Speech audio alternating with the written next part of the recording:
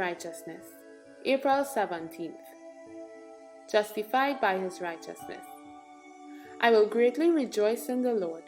My soul shall be joyful in my God. For he hath clothed me with the garments of salvation. He hath covered me with the robe of righteousness. As a bridegroom decketh himself with ornaments, and as a bride adorneth herself with her jewels. Isaiah 61, verse 10.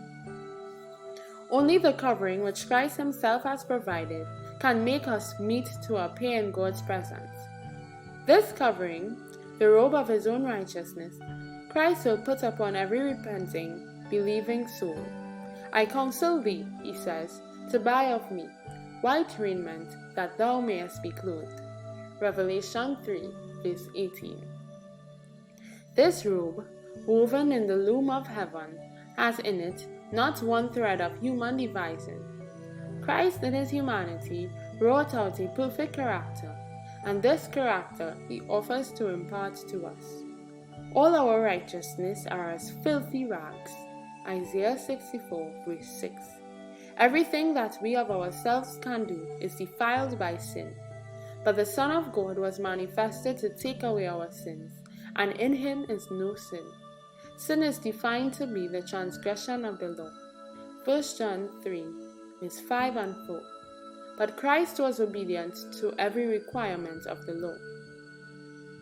By his perfect obedience, he has made it possible for every human being to obey God's commandments.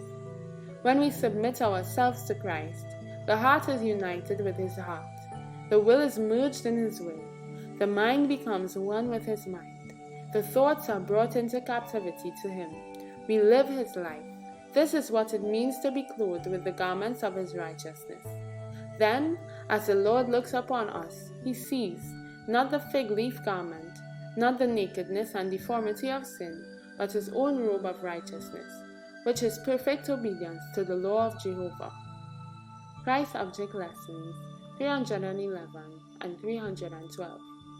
Those who accept of Christ are looked upon by God, not as they are in Adam, but as they are in Jesus Christ, as the sons and daughters of God. Manuscript 32A, 1894.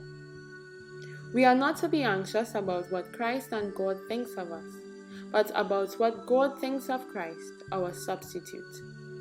The General Conference Bulletin, April 23, 1901. From The Faith I Live By, page 130.